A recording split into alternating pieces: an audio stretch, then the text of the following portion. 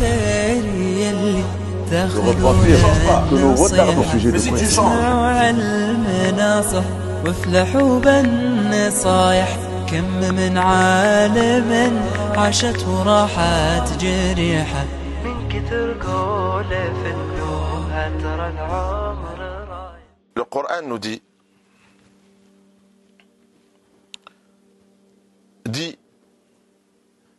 il ne nous arrivera que ce qui a été écrit par Allah. Il est notre protecteur. Et sur Allah, c'est sur Allah que les croyants placent leur confiance. Allah, il dit, un malheur ne peut te frapper que par la permission d'Allah Azza wa Jal. Et celui qui croit en Dieu, Allah guidera son cœur. Et Allah est parfaitement connaisseur, omniscient de toutes choses. Dans un hadith, le prophète sallallahu alayhi wa sallam nous dit, Allah a écrit la destinée de toutes choses avant de créer les cieux et la terre de 50 000 ans. Et dans un autre hadith, il dit, sache que ce qui te touche n'aurait pas pu t'éviter. Et ce qui ne t'est pas arrivé ne pouvait pas t'arriver.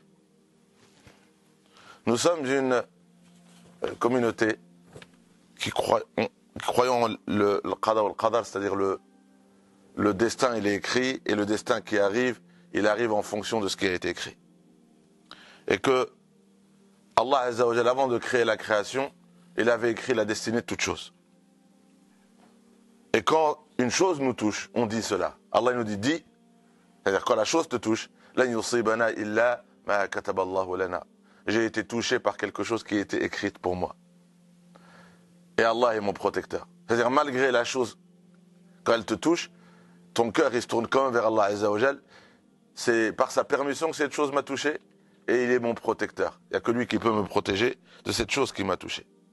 Dans un hadith, le prophète sallallahu alayhi wa sallam dit, le serviteur ne sera un vrai croyant que lorsqu'il va croire au destin qui soit bon ou mauvais. Agréable ou désagréable. Quelque chose que tu souhaites ou quelque chose que tu ne souhaites pas. Tu y crois. Il ne sera un croyant que lorsqu'il reconnaîtra que tout ce qui le touche n'aurait pas pu l'éviter. Ça t'a touché, c'est écrit. Ce qui te touche n'aurait pas pu t'éviter. Et que ce qui ne t'arrive pas ne devait pas t'arriver. Donc une fois qu'on reconnaît cela, notre cœur place sa confiance en Allah Azza wa Jal. Et on demande à Allah Azza wa Jal d'être indulgent envers ce qu'il a écrit envers nous. De nous donner la force d'accepter et de traverser les épreuves écrites pour nous. Celui qui se cramponne à Allah sera bien guidé vers le chemin de la droiture. Maintenant, il faut voir la chose de deux manières. Le virus, c'est une épreuve. Et toute chose qui nous touche et qui est affligeante pour nous, qui est difficile pour nous, c'est quelque chose qui est permis par Allah. C'est permis par Allah pour l'humanité. Et on voit dans cela le verset où Allah Azza wa Jalla dit, c'est lui qui a créé la vie et la mort afin de nous éprouver qui d'entre nous, face à ces épreuves, va agir de la meilleure des façons. Allah, il permet les épreuves dans notre vie. C'est Allah qui a donné la vie, c'est Allah qui a donné la mort. Et entre la vie et la mort, notre vie sera remplie d'épreuves. Et le pourquoi de ces épreuves, afin de voir qui d'entre nous va agir face à cette épreuve ou dans l'épreuve de la meilleure des façons. Donc, qu'est-ce qu'on voit? On voit déjà que ça vient d'Allah. Que c'est permis par Allah.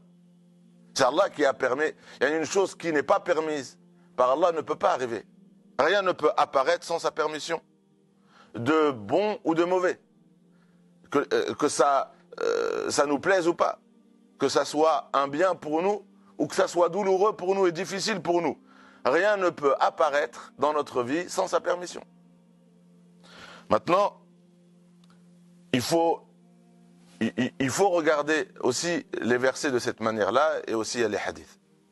Que maintenant, cette chose qui est apparue, quelle est sa cause?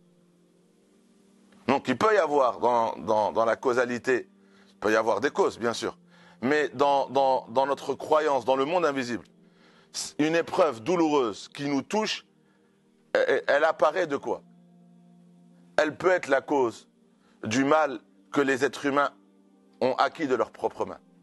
Le Coran dit, tous les malheurs qui vous frappent ont été engendrés de vos propres mains. فَبِمَا كَسَبَتْ أَيْدِيكُمْ. Yani, bisababi, la cause des malheurs qui apparaissent, c'est ce que les êtres humains font de mal. Après, Allah il dit, وَيَعْفُوا عَنْ كَثِيرٍ. C'est une partie de notre mal. Parce qu'Allah, il est le miséricordieux, il est pardonneur, il est indulgent. Donc, les malheurs qui nous frappent ne sont pas à la hauteur de ce que nous causons réellement sur terre. Allah il dit, وَلَنُذِيقَنَّهُمْ. Allah il veut nous faire goûter, que le mal que nous faisons peut nous retomber dessus. Les douleurs que nous répandons autour de nous, les péchés, les péchés qui nous donnons vie, ils apparaissent par nos choix. Des choses il n'y avait pas de péché, et tout d'un coup le péché il est apparu de mes propres mains. Eh bien, ce péché que j'ai fait apparaître de mes propres mains, dans la loi de la causalité, Dieu nous dit, il fait à son tour, ce péché apparaît, un malheur apparaît avec. Un péché, quand il apparaît de mes propres mains, c'est-à-dire le malheur, c'est moi qui l'a fait apparaître. C'est-à-dire, mais non, personne ne souhaite ces malheurs-là. Oui, mais comment ils sont apparus? Le Coran nous dit de nos propres mains. Ça a un rapport avec l'homme. Le prophète sallallahu alayhi wa sallam dit qu'il n'y a pas un malheur qui est apparu sans un péché. Tous les malheurs, ils apparaissent. Qu'est-ce qui donne vie? C'est quoi la graine de ce malheur? C'est un péché. Et ça, c'est notre aqidah.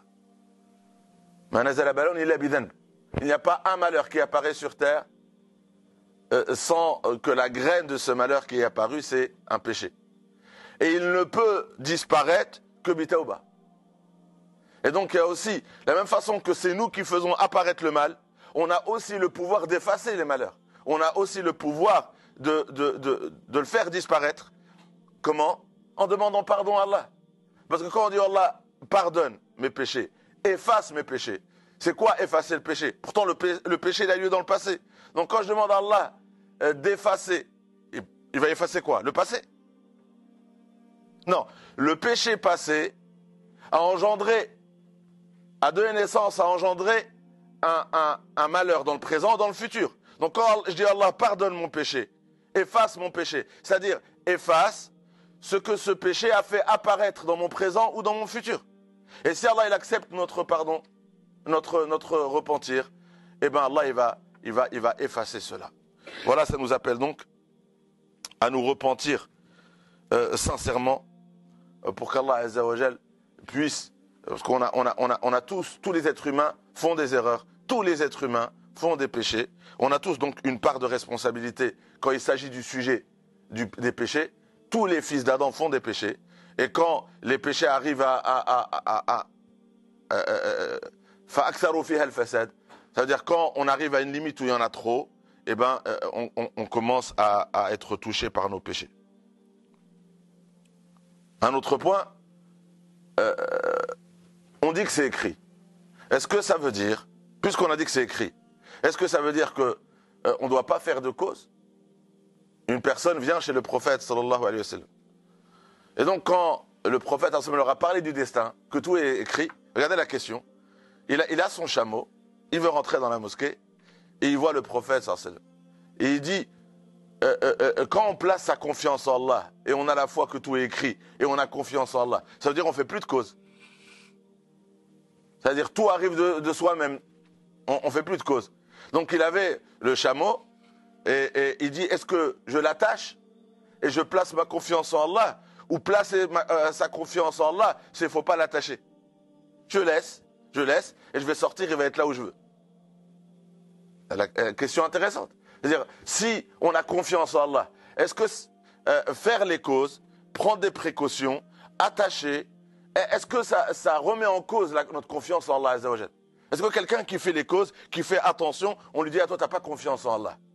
Et celui qui prend aucune précaution, etc., on dit, ah lui, il a une confiance en Allah complète. Donc elle est intéressante la question. Il dit, est-ce que je l'attache et je place ma confiance, ou est-ce que placer ma confiance, c'est que je ne l'attache pas à mon chameau? Il lui dit, i'aqilha wa tawakkal. Attache-la et après place ta confiance. C'est-à-dire que tu dois faire les causes. Et si tu ne veux pas perdre ton chameau, si tu ne veux pas qu'il dit, c'est à toi de prendre les précautions, c'est à toi de faire les causes. Mais après avoir fait ce que tu as fait, s'il se passe quelque chose, tu l'acceptes. C'est ça, placer sa confiance. C'est-à-dire, après avoir fait ce que tu as à faire, après tu places ta confiance en Allah Azza wa Jal. Voilà pourquoi le prophète, sallallahu alayhi wa sallam, il a dit, dans son époque, il y avait des maladies concernant Ta'un. Il a dit, quand vous entendez que dans un endroit, il y a une maladie, il y a une plaie, ne rentrez pas dans cet endroit. Il ne dit pas, non, ayez confiance, allez-y, vous inquiétez pas, tout est écrit. Non, il a dit, ne rentrez pas. Et si vous vous trouvez dans un endroit où il y a la maladie, ne quittez pas cet endroit-là. C'est-à-dire, restez en quarantaine. Ça, c'est, il y a 14 siècles, le prophète sallam qui dit ça. Il dit, ne sortez pas. Pourquoi? Parce que si tu sors avec la maladie, tu vas la répandre et tu vas toucher des gens. Et Allah, il dit, khudou hidrakum, prenez vos précautions. Donc, le prophète sallam, qu'est-ce qu'il dit? Ce qu'on entend, c'était ce qu'il disait, sallam. Il faut faire les causes. Mais si tu es touché, là, tu n'oublies pas que rien ne t'arrive sans la permission d'Allah, que c'était permis par Allah Azza wa Jal. Et donc là, tu t'inquiètes pas, tu places ta confiance en Allah Azza wa Jal. Et si tu es touché par une maladie, le guérisseur, le vrai guérisseur, c'est Allah Azza wa Jal, à travers les causes, mais c'est Allah qui permet la guérison. Et là, c'est à partir de là où ta croyance au destin se manifeste. Pas avant, c'est-à-dire ne pas faire les causes et se laisser aller.